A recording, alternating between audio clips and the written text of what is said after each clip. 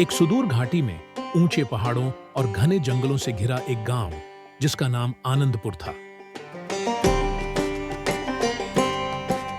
वहां के लोग सरल और खुशहाल जीवन जीते थे। वे खेती बाड़ी करते, एक दूसरे की मदद करते और साथ में सुख दुख साझा करते थे। गांव का एक पवित्र नियम था, जो तुम्हारे पास है उसे बांटो, क्योंकि देने से सच्ची समृद्धि मिलती है। इसी नियम ने आनंदपुर को पीढ़ियों तक फलते फूलते रखा था।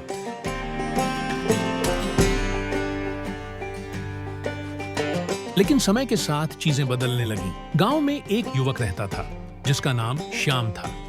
श्याम बहुत चतुर और मेहनती था, लेकिन अब वह गांव की इस साझा संस्कृति से असंतुष्ट होने लगा था।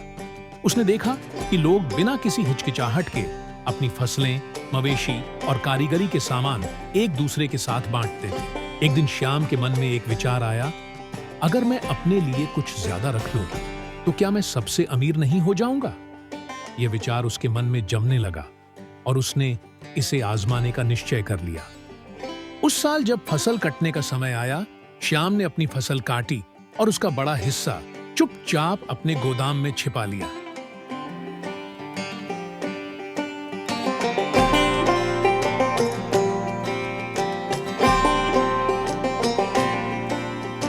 गांव के सामने उसने कम फसल पेश की और कहा कि यही उसकी पूरी फसल है। गांव वाले उसकी सच्चाई से अनजान थे और उन्होंने उसका छोटा योगदान भी आभार के साथ स्वीकार कर लिया। श्याम ने गांव वालों के साथ चालाकी से खेल खेला। उसने सोचा, सर्दियां आने पर मेरे पास अपने लिए भरपूर अनाज होगा और जब गांव के लोग मुसीबत में होंगे, तब मेरे पास सब कुछ होगा।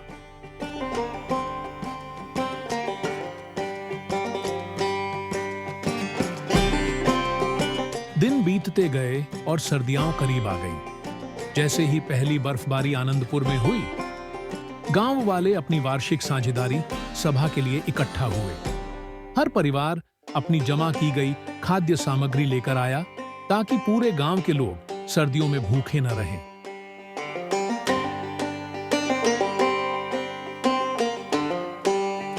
श्याम दूर खड़ा होकर देखता रहा, जहां बाकी सभी खुलकर अपना योगदान दे रहे थे, लेकिन सभा में अजीब सा सन्नाटा था। सभी ने देखा कि इस साल का भंडार पहले से बहुत कम है। गांव में हलचल होने लगी, लोग परेशान हो गए। बुजुर्ग और अनुभवी लोग समझ गए कि कुछ गलत हो रहा है। एक बुजुर्ग महिला ने श्याम से पूछा कि क्या उसके पास और कुछ देने के लिए है। श्याम का दिल तेजी से धड़कने लगा, लेकिन उसने झूठ बोल दिया कि उसने सब कुछ दे दिया है। उस बुजुर्ग महिला ने उसकी ओर गहरी नजरों से देखा और कहा, इस घाटी में हमारी समृद्धि का रहस्य हमारे देने के विश्वास में है, न कि लेने में। याद रखो, जब कोई व्यक्ति अपनी चीजें छुपाता है तो इसका नुकसान पूरे गांव को होता है। इसके बाद श्याम घर लौट आया, लेकिन वह उस रात बेचैन महसूस कर रहा था। गांव में धीरे धीरे खाने की कमी होने लगी और लोग भूख महसूस करने लगे। जहां पहले विश्वास था, वहां अब संदेह घर करने लगा। लोग अपने अपने हिस्से को बचाने लगे और साझा करने से कतराने लगे। आनंदपुर, जो कभी दयालुता से भरपूर था, अब अविश्वास से सूखने लगा था। श्याम ने यह सब देखा और उसके दिल में भारीपन बढ़ने लगा।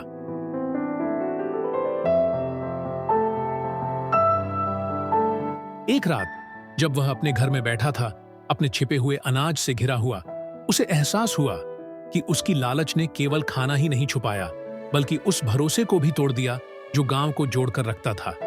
पछतावे से भरा, उसने जान लिया कि उसे क्या करना है। अगली सुबह श्याम गांव के चौक में आया, अपने हाथों में अनाज से भरी बोरियां लिए हुए।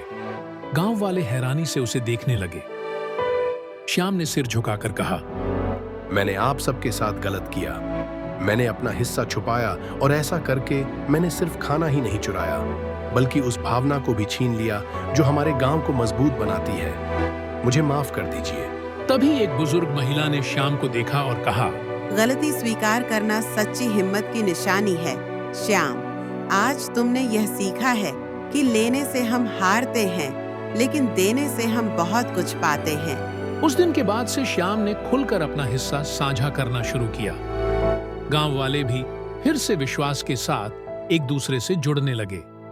धीरे धीरे आनंदपुर में फिर से समृद्धि लौट आई। श्याम की यह कहानी पीढ़ियों तक सुनाई जाती रही ताकि लोग याद रखें कि लालच से क्षणिक लाभ हो सकता है, लेकिन सच्ची समृद्धि और खुशी उदारता में है। और इस तरह आनंदपुर फिर से फलने फूलने लगा, क्योंकि उसके लोग जान चुके थे कि असली दौलत रखने में नहीं, बल्कि बांटने में है।